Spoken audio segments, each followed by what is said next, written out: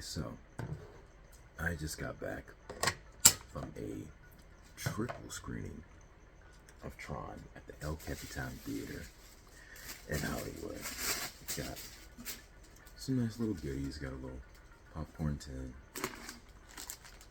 Tron Ares has a limited edition 3-pin set of the 3 main generations of Light Cycle. From Tron from 1982, Tron Legacy from 2010, and of course Tron Ares from this year, 2025. Unfortunately, I lost my lanyard. Don't know how, but I lost my lanyard. So hopefully they can hook me up with an extra one that's lying around somewhere. Anyways, I just want to say I had a great time going. It was nice seeing all 3 movies back to back on the big screen. I don't know what format the cinema is for the El Capitan, but I will say I plan on seeing Ares again, so my review of Ares can be better because the sound at this theater wasn't the greatest for the score or the dialogue or the sound effects overall. Like, some dialogue was hard to hear, and the score doesn't sound as loud as it could have been, to be honest, but that's just nitpicky technical BS. Let's actually talk about what's important.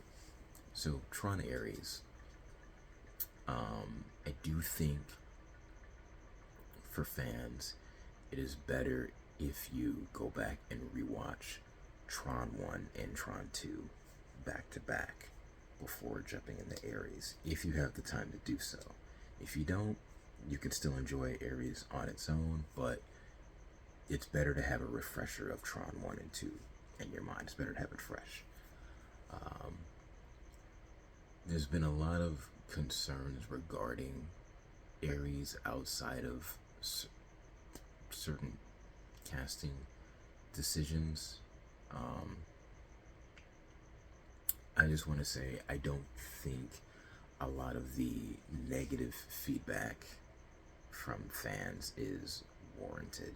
Like, I love Legacy. I understand that it's beloved. In fact, it's funny because the screening I went to, Legacy got more of a reaction from people that were excited than when Tron 1 started playing. Like, the difference was staggering from, like, the applause and the cheers and the excitement and whatnot. And there was a lot more cosplay and apparel based off of Legacy being worn by fans than there was of the original Tron. But that being said, like, for example, people are upset that Daft Punk isn't back. Well, Daft Punk disbanded. They can't come back. And I love Daft Punk. They're my favorite music duo. But, you know, Daft Punk didn't invent music for Tron. Wendy Carlos did music for Tron 1. And many artists worked on music for Tron after Daft Punk for both the animated series Tron Uprising and the plethora of games that came out between 2010 and now 2025. So 9 Inch Nails did a freaking phenomenal job. I know a lot of people have been harping on about the music and whatnot, so I'm not gonna get too much into the music. All I will say is that 9 Inch Nails are worthy successors to Daft Punk for the Tron franchise.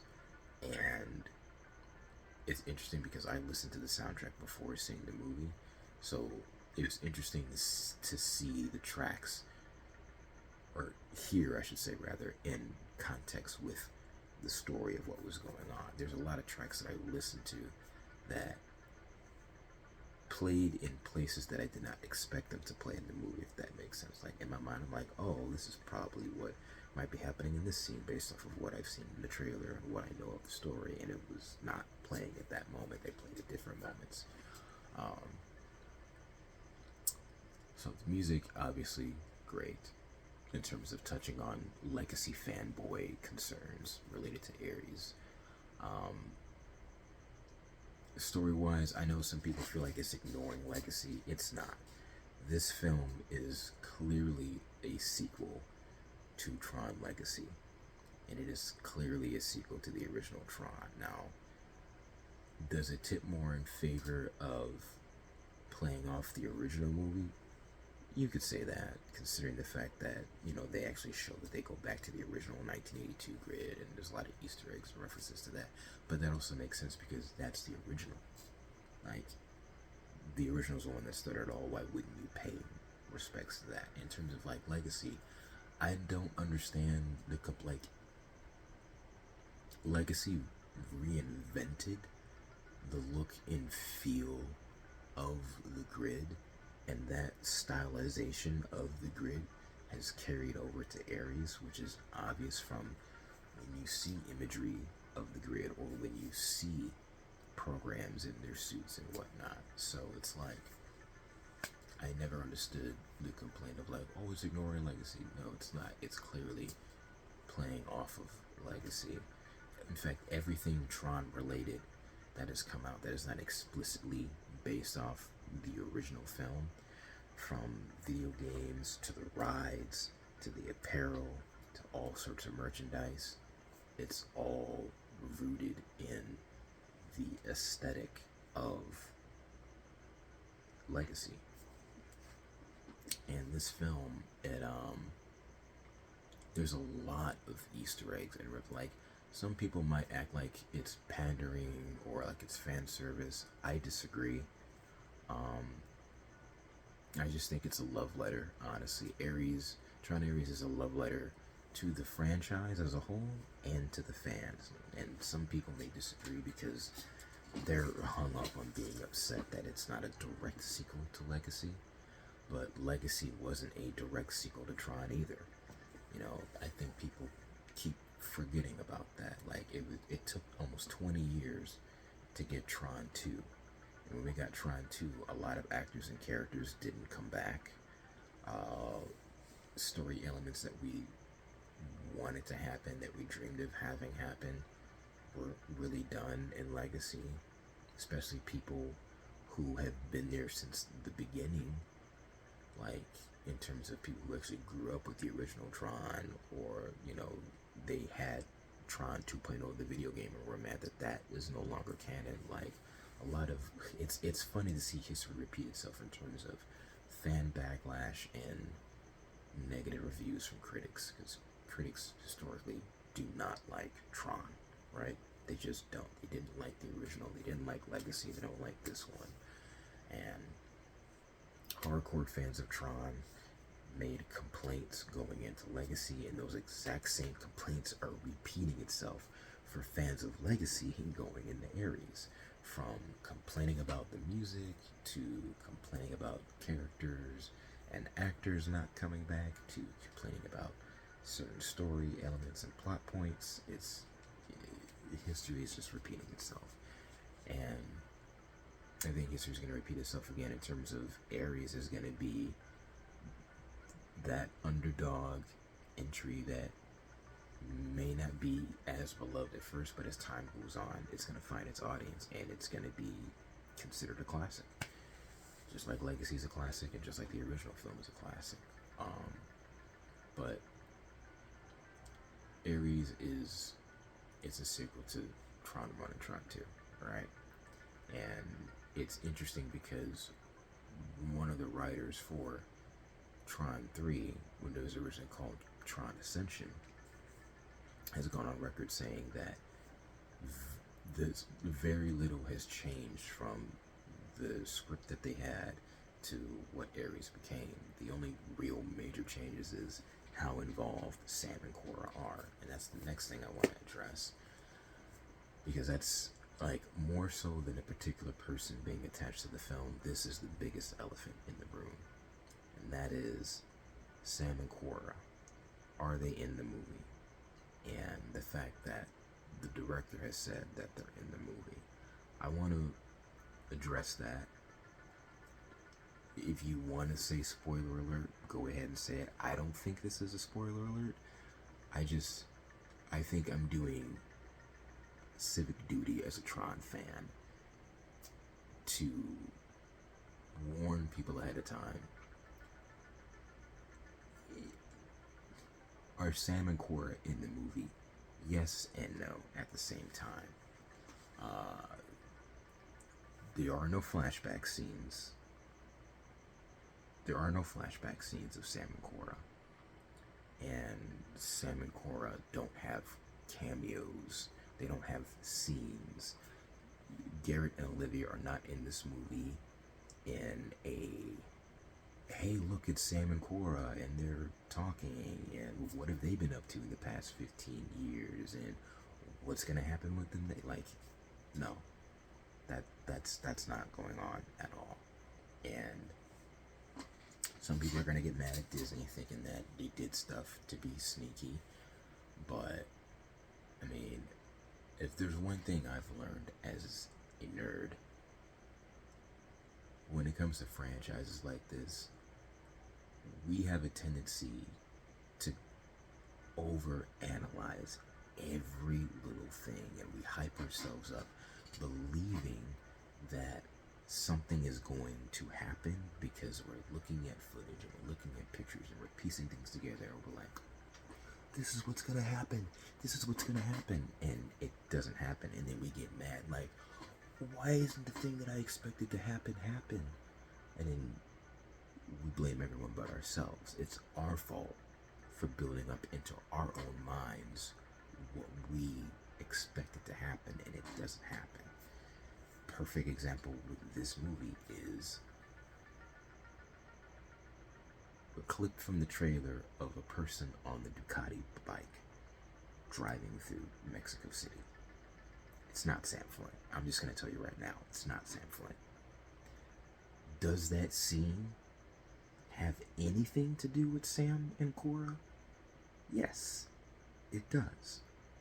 But not in the way people are thinking and hyping each other up about and spreading across social media. It's Sam, it's Sam, Sam, Sam. Yes and no. That's not Sam. That is a character that is already, I'm not going to say who it is, but it's another character in the movie.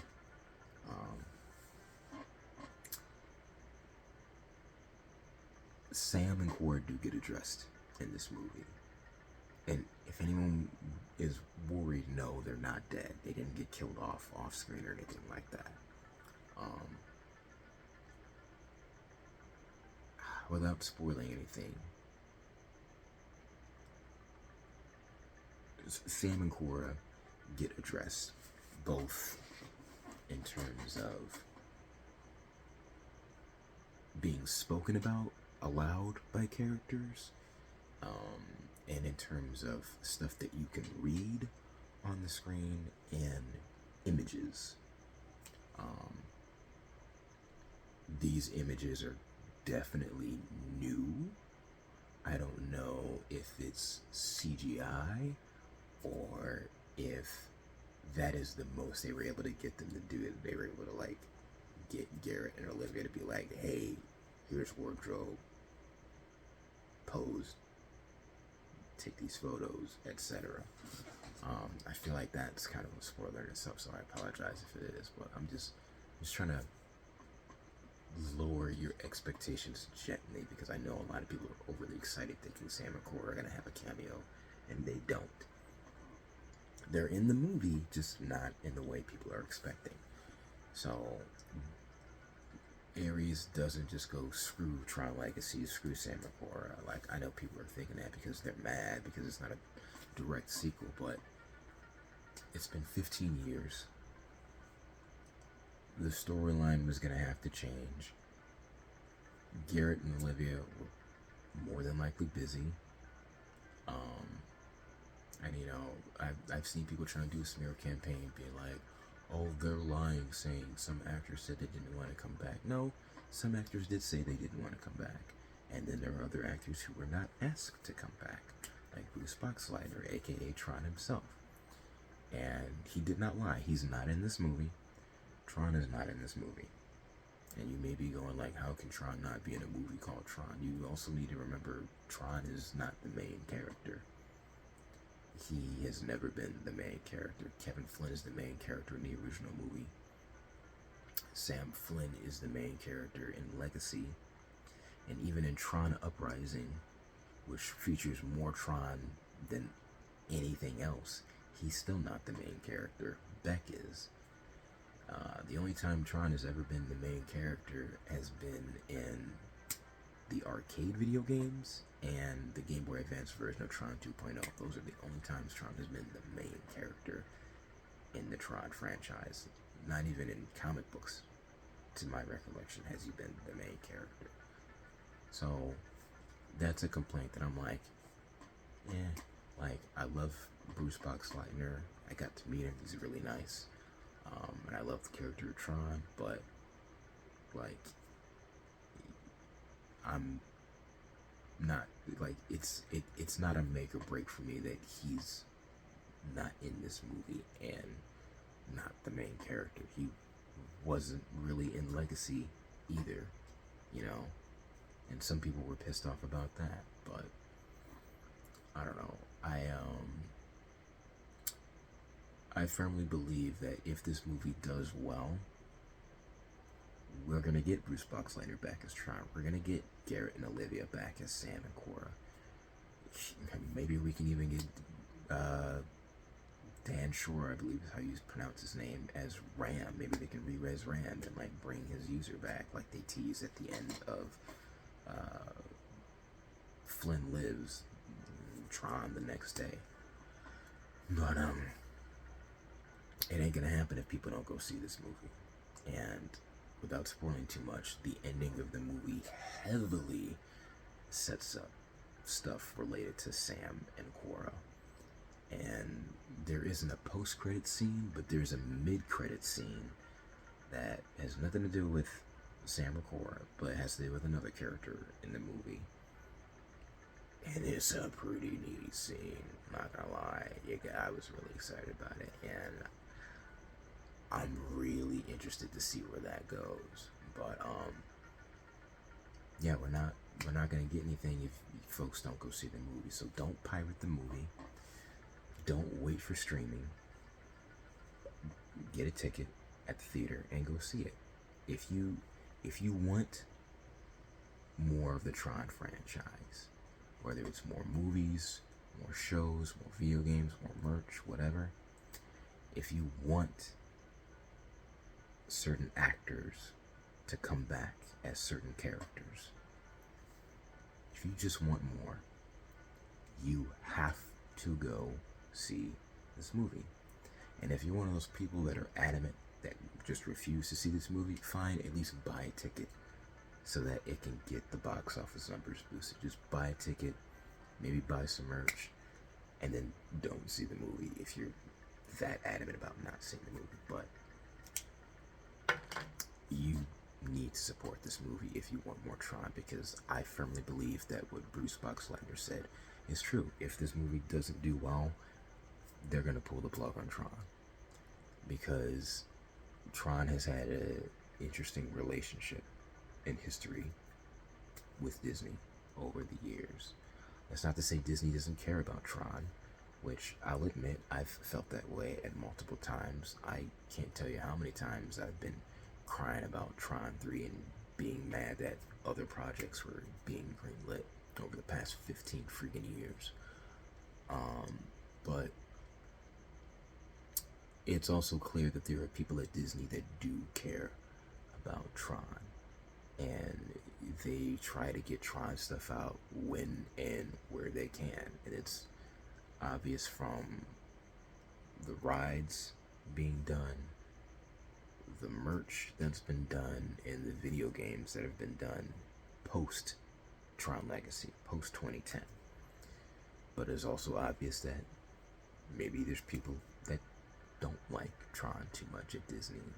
It's obvious by them shutting down production back in 2015, them not treating Tron Uprising right, and then canceling it. The list goes on. So the skeptics at the company need to be shown that there is a market for this franchise, that there is an audience for this franchise, and the only way that that's going to work is if people go out and see Tron Ares and help boost the box office numbers. That's it. That's the only way it's going to work. And yeah, I personally, like I said, I like the movie. I'm gonna go see it again. I'm gonna try and see it in IMAX tomorrow or Friday, if not tomorrow. But I liked it a lot. I want to see it multiple times if possible. For me, it was worth the 15-year wait. Was it everything I wanted? No. But it was most of what I wanted. And that's good enough for me. If there were 10 things I wanted in Tron 3, I got at least 7 to 8.5, maybe 9 of those things, you know? So, I'm satisfied in terms of finally getting a movie.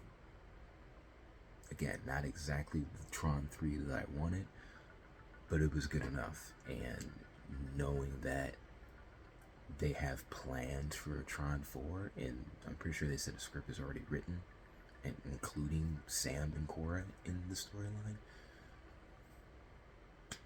this movie needs to be successful in order for us to get that. So, I feel like I rambled a lot, so I apologize, but in summary, go see Tron Ares. The music is good, the storyline is good, the acting is good, the pacing is really good too, the humor's good. It's a good movie, right? It's just a good movie. Like I said, I really enjoyed it. I'm a Tron super fan. Love the original, love Legacy. I got tons of merch. You know, I got my identity disc, frisbees and whatnot. You know, I haven't had a chance to go to Disney World, but I had a buddy of mine pick up merch from Disney World, and I even though it doesn't work anymore, someone from Disney sent me one of the unreleased Tron Legacy Adidas light up hoodies. Again, it doesn't work anymore, but there's that. Here's a little hidden cord in the pocket that connects to the battery pack, but fortunately it doesn't work anymore. But anyways, go see Tron Ares. End of line.